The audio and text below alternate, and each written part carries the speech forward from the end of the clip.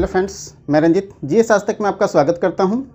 दोस्तों, जैसा कि आप लोग को मालूम है कि सीडीपीओ की वैकेंसी हाल ही में बीपीएससी ने जारी कर दी है और 55 पदों के लिए वैकेंसी आई है। हमें पूरी उम्मीद है कि आप लोग अपने फॉर्म भरने की प्रक्रियाएं कर रहे होंगे या बहुत लोग फॉर्म भर भी लिए होंगे और अपनी तैयारी में जी जान से जुट गए होंगे।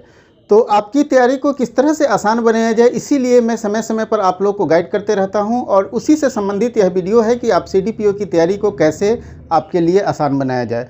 तो इस वीडियो में मैं आप लोगों के साथ डिस्कस करने वाला हूं कि पिछले साल के जो प्रश्न पूछे हैं उसमें कहां से प्रश्न आए हैं, मतलब प्रीवियस ईयर के प्रश्न का मैं एनालिसिस करने वाला हूँ पूरे विस्तार से और बताने वाला हूँ कि आने वाला जो एग्ज़ाम है, क्योंकि आपके पास 3 महीने का समय है और 3 महीने में ही तैयारी करना है, तो आने वाले एग्ज़ाम में किस तरह से कौन से सब्जेक्ट्स पर फोकस किया जाए कि आप 110 प्लस कर पाए और आपका रिजल्ट हो पाए। इसके जस्ट बाद का जो वीडियो आएगा उसमें मैं ये कट ऑफ का एनालिसिस करके बताऊंगा कि कट ऑफ अभी तक कितना रहा है और आपको कितने सेफ स्कोर कर लेने से आपकी तैयारी हो जाएगा। तो ये वीडियो काफ़ी महत्वपूर्ण होने वाला है, वीडियो को अंत तक देखें। अगर हमारे चैनल पे नए हैं तो इसे सब्सक्राइब कर ले और बेल आइकन का बटन जरूर दबाएं ताकि जो भी मैं वीडियो बनाऊं उसका नोटिफिकेशन आपको सबसे पहले मिल सके। तो दोस्तों, जैसा कि आप लोग को मालूम है कि सीडीपीओ की वैकेंसी बीपीएससी ने जारी कर दी है और इसमें 55 पदों की वैकेंसी आई है, मतलब 2018 के मुकाबले दुगुने पद हैं। 2018 में 30 पद थे और इस बार 55 पद हैं, तो लगभग दुगुने पद हैं। सीडीपीओ के जॉब प्रोफाइल के बारे में पूरे विस्तार से बताया है। अगर अभी तक आपने उस वीडियो को देखा नहीं है तो डेफिनेट रूप से देखिए। साथ साथ सीडीपीओ की तैयारी कैसे कर सकते हैं आप घर बैठे, कौन कौन सी किताब पढ़ना चाहिए आपको, उसके बारे में भी मैंने वीडियो बनाया है। तो ये वीडियो, दोनों वीडियो आपके लिए काफ़ी महत्वपूर्ण है। उस दोनों वीडियो को देखिए, उसके बाद ये वीडियो आपको काफ़ी समझ में आ जाएगा और आप अपनी तैयारी बढ़िया से कर पाएंगे। तो इस वीडियो में प्रीवियस ईयर के क्वेश्चनों को मैंने बताया है कि प्रीवियस ईयर में क्वेश्चन कहाँ से आ रहे हैं, आपको कौन से सब्जेक्ट पर फोकस करना चाहिए। तो प्रीवियस ईयर में मैं 2 साल का एनालिसिस आप लोग के लेकर आया हूँ और ये एनालिसिस है 1998 का जो प्रश्न आया था वहाँ, और जब सिलेबस में जो परिवर्तन आया है, मतलब बीपीएससी ने अपने आप में प्रश्न की प्रकृति को पूछने में जब परिवर्तन किया है तब से किस तरह से प्रश्न आ रहे हैं। उसके बाद 2018 का एग्जाम हुआ है, इन सभी के बारे में हम लोग डिस्कस करने वाले हैं। तो काफ़ी महत्वपूर्ण है। जैसा कि आप लोग को मालूम है कि सिलेबस देखा जाए तो सीडीपीओ की सिलेबस और बीपीएससी की सिलेबस, दोनों की सिलेबस सेम है। पीटी की मेंस में ऑप्शनल कुछ अलग हैं, मतलब 4 ही ऑप्शनल का विकल्प है, लेकिन क्या है कि प्रक्रियाएं जो हैं एग्ज़ाम की वही है जो बीपीएससी की है।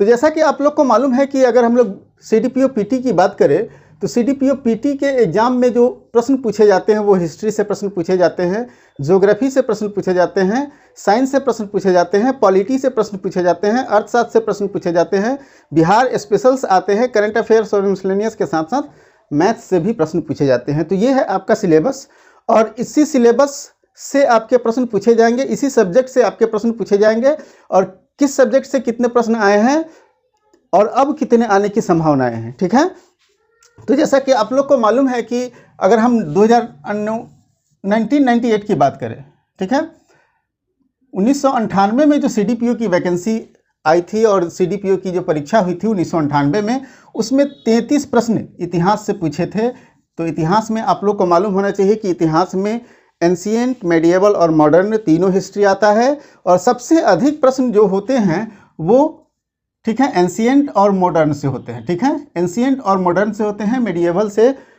3-4 प्रश्न ही पूछे जाते हैं। ठीक है, उसके बाद भूगोल से बात करें तो ज्योग्राफी से आपका 15 प्रश्न पूछे गए थे 1998 में, जबकि इंडियन ज्योग्राफी से ज़्यादा प्रश्न पूछे जाते हैं। ठीक है, और वर्ल्ड के ज्योग्राफी से कुछ कम प्रश्न पूछे जाते हैं। साइंस की बात करें तो साइंस में यहाँ 21 प्रश्न पूछे गए थे 1998 में, जबकि आप लोग को मालूम है कि साइंस में फिजिक्स, केमिस्ट्री और बायोलॉजी तीनों से प्रश्न आते हैं। आपको बता दें कि इसमें बायोलॉजी से कुछ ज़्यादा प्रश्न पूछे जाते हैं, उसके बाद केमिस्ट्री से और फिजिक्स से कुछ कम प्रश्न रहते हैं केमिस्ट्री और बायोलॉजी के अपेक्षा। ठीक है, पॉलिटी से 6 प्रश्न मात्र पूछे गए थे। वहीं इकोनॉमिक्स की बात करें तो इकोनॉमिक्स से 9 प्रश्न पूछे गए थे। बिहार स्पेशल ये मेजर सेक्टर है, बिहार के हिस्ट्री, ज्योग्राफी, शासन, अर्थव्यवस्था से कितने प्रश्न पूछे गए थे? 25 प्रश्न पूछे गए थे। ठीक है, करंट अफेयर्स और मिसलेनियस मिलाकर कुल 31 प्रश्न पूछे गए थे और मैथ से 10 प्रश्न आए थे। तो ये है आपका 1998 में जो प्रश्न पूछा गया था।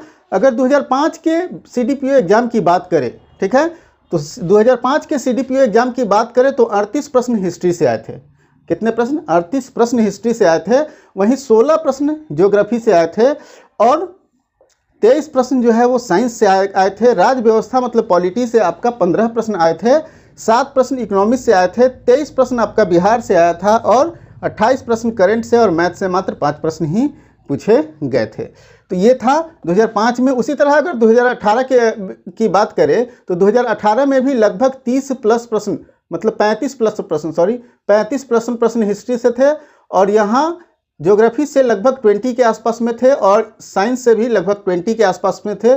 इससे लगभग 10 प्रश्न थे और 10 प्रश्न इससे भी थे। और बिहार से यहाँ भी आपको बता दें कि यहाँ भी 20 प्लस प्रश्न पूछे गए थे और करंट अफेयर्स से यहाँ 30 प्लस प्रश्न पूछे गए थे और मैथ से 10 प्रश्न पूछे गए थे। ठीक है, तो इस प्रकार से देखा जाए तो आपका जो प्रश्न पूछने की प्रकृति है उसमें आप एनालाइज कर पा रहे होंगे कि किस किस सब्जेक्ट से प्रश्नों की तादाद ज़्यादा हैं, कहाँ से प्रश्न अधिक आ रहे हैं। तो अब हम उसी बात पर फोकस करने वाले हैं कि कौन कौन से सब्जेक्ट पर आपको 3 महीने में फोकस करना चाहिए और तैयारी कैसे करनी चाहिए। तो दोस्तों, अगर हम प्रीवियस ईयर के प्रश्नों का एनालिसिस कर पाएँ अगर अच्छी तरह, तो यह देखेंगे कि सबसे अधिक प्रश्न जो है वो इतिहास से आ रहे हैं। ठीक है, सबसे अधिक प्रश्न इतिहास से आ रहे हैं और उसमें भी एंशिएंट हिस्ट्री से अधिक प्रश्न आ रहे हैं और मॉडर्न हिस्ट्री से अधिक प्रश्न आ रहे हैं। ठीक है, इतिहास का एनालिसिस करने से ये पता चल रहा है कि सबसे अधिक प्रश्नों की संख्या लगभग हर साल इससे 35 प्लस प्रश्न आ रहे हैं। ठीक है, और बीपीएससी में भी हर साल 35 प्रश्न आते ही आते हैं। उसके बाद अगर मेजर सेक्टर की बात करें तो आपका विज्ञान आ जाएगा। ठीक है, विज्ञान से हर साल 20 प्रश्न पूछे जा रहे हैं। ठीक है, 20 से अधिक प्रश्न पूछे जा रहे हैं और उसमें भी बात करें तो बायोलॉजी और केमिस्ट्री से ज़्यादा प्रश्न पूछे जा रहे हैं। ठीक है, केमिस्ट्री से ज़्यादा प्रश्न पूछे जा रहे हैं। उसके बाद अगर हम लोग बात कर ले तो पॉलिटी से मिला जुला असर रह रहा है, ज्योग्राफी से प्रश्न पूछे जा रहे हैं। ठीक है, भूगोल से प्रश्न पूछे जा रहे हैं, लेकिन अगर भूगोल में भी अगर आप इंडियन ज्योग्राफी कर लेते हैं तो आपका ज़्यादा प्रश्न नहीं छूटेगा। ठीक है, ज़्यादा प्रश्न नहीं छूटेगा। अर्थशास्त्र जो है हमेशा वो करंट नेचर के ही रहते हैं, तो करंट नेचर के अगर आप करंट अफेयर्स पढ़ते हैं तो अगर 10 प्रश्न इकोनॉमिक्स से पूछे जाते हैं तो उसमें से 5 से 7 प्रश्न आप बनाने की स्थिति में रहेंगे। ठीक है, अगर हम लोग बात कर लेते हैं बिहार स्पेशल की बात करें तो ये में बिहार की इतिहास और बिहार के भूगोल से ज़्यादा प्रश्न पूछे जाते हैं। ठीक है, बिहार के इतिहास और बिहार के भूगोल से ज़्यादा प्रश्न पूछे जाते हैं। वहीं करंट अफेयर्स की बात करें तो करंट अफेयर्स में आप एकदम ध्यान रखेंगे कि करंट अफेयर्स को हम लोग किसी भी सेक्टर को छोड़ नहीं सकते हैं, इसके सभी सेक्टर को आपको पढ़ना पड़ेगा, तभी आपका करंट अफेयर्स कंप्लीट हो पाएगा। मतलब आपको क्या करना है कि हिस्ट्री, साइंस, ज्योग्राफी, बिहार और करंट अफेयर्स, अगर इन 5 विषयों की तैयारी अगर आप ढंग से कर लेते हैं, हिस्ट्री में भी एंशिएंट, मॉडर्न, बायोलॉजी, केमिस्ट्री विज्ञान में और इंडियन ज्योग्राफी में, बिहार में आप क्या करेंगे कि इतिहास और भूगोल कर लेते हैं और करंट अफेयर्स कंप्लीट कर लेते हैं तो आपको 110 प्लस करके आएंगे, ये मेरी गारंटी है। ठीक है, तो इतने की तैयारी करनी है। कुछ स्टूडेंट्स के साथ ऐसा होता है कि उनके कुछ सेक्टर काफ़ी मजबूत होते हैं, कुछ सेक्टर कमज़ोर होते हैं। तो मैं यह कहूँगा कि आपका जो सेक्टर मजबूत है उसको और मजबूत करने की ज़रूरत है। जो सेक्टर आप देख रहे हैं कि मेरा कमज़ोर है, वहाँ से प्रश्न नहीं बनते हैं, तो अगर आपके पास समय है तो उस पर फोकस करें, अदरवाइज समय नहीं है तो उसमें वैसे सेक्टर को पकड़े जहाँ से प्रश्न आ रहे हैं और उसी की तैयारी करें, बाकी सबको छोड़ दे। तो मैं कहूँगा कि ये आप हिस्ट्री, ज्योग्राफी, साइंस, बिहार और करंट अफेयर्स, इन 5 विषयों की तैयारी करें और इन 5 में भी कहाँ कहाँ से तैयारी करना है ये मैंने बता दिया है। कौन कौन से किताब पढ़ना है इसके लिए मैंने पिछले वीडियो में बताया है, कैसे पढ़ना है इसका भी चर्चा मैंने पिछले वीडियो में किया है। इस वीडियो में मैं आपको ये एनालिसिस करके बता दिया कि कहाँ से प्रश्न आ रहे हैं और आपको कैसे तैयारी करना चाहिए कि आप 110 प्लस करके आएंगे। जहाँ तक आप लोग को मालूम है कि 2018 की जो वैकेंसी आई थी उसमें मात्र 30 सीट थे और उसमें जनरल का कट ऑफ 98 गया था। मतलब यह स्पष्ट हो गया कि 100 से ऊपर चाहे सीट कितनी भी हो, 100 से ऊपर कट ऑफ नहीं जाने वाले हैं। ठीक है, तो आपको 100 करना है। 100 अगर कर लिए तो डेफिनेट रूप से आपका रिजल्ट हो जाएगा, आपको कोई नहीं रोक पाएगा। तो आज से ही शुरू करें, इन 5 विषयों पर फोकस करें और जो विषय आपका कमज़ोर है, जैसे किसी स्टूडेंट्स का पॉलिटी और इकोनॉमिक्स दोनों में से कोई एक स्ट्रांग होता है। पॉलिटी को अगर आप कर लेते हैं तो पॉलिटी आपके लिए बोनस देगा, इसलिए पॉलिटी आसान भी होता है, इसलिए पॉलिटी को आप नहीं छोड़ेंगे। ठीक है, तब जाके आपका यहाँ 10 अंक बढ़ने की चांसेस है। अगर अगर इन केस किसी भी सब्जेक्ट में आपका करंट अफेयर्स में हो या फिर कहीं से आपका क्वेश्चन 2-4 गलत हो जाते हैं तो पॉलिटी आपको कवर करके चलेगा, इसलिए पॉलिटी को आपको पढ़ना चाहिए इन 5 के बाद। ठीक है, इसलिए कि पॉलिटी आपको क्या करेगा कि ये आपके जो भी प्रश्न नहीं बन पाएंगे संजोगवश किसी कारणवश, तो उसको कवर करने में आपको काफ़ी हेल्प करेगा और आपके रिजल्ट की दावे को और मजबूत कर देगा। तो कैसे पढ़ना है ये तो मैंने पूरे विस्तार से बताया है पिछले वीडियो में, और करंट अफेयर्स की तैयारी कैसे करना है इसके बारे में भी मैंने पिछले वीडियो में पूरे विस्तार से बताया है।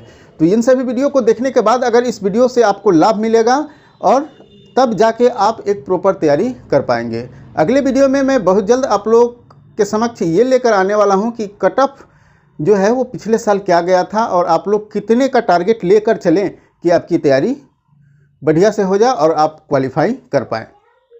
जैसा कि मैं आप लोग को पिछले भी वीडियो में बताया था कि जो लोग बीपीएससी की तैयारी करते हैं उनको सीडीपीओ का परीक्षा देना चाहिए, उनको फॉर्म भरना चाहिए, इसलिए कि दोनों के एग्ज़ाम का नेचर एक है और 67वीं यूपीएससी की वैकेंसी भी जुलाई में आने वाली है, तो दोनों की तैयारी आपका साथ साथ चलेगा। दोस्तों, हमें पूरी उम्मीद है कि ये वीडियो आपको पसंद आया होगा। वीडियो पसंद आया हो तो लाइक कीजिए और दोस्तों के साथ भी शेयर कीजिए ताकि उन्हें भी इस वीडियो का लाभ मिल सके। फिर मिलते हैं हम लोग अगले वीडियो में एक नए टॉपिक के साथ।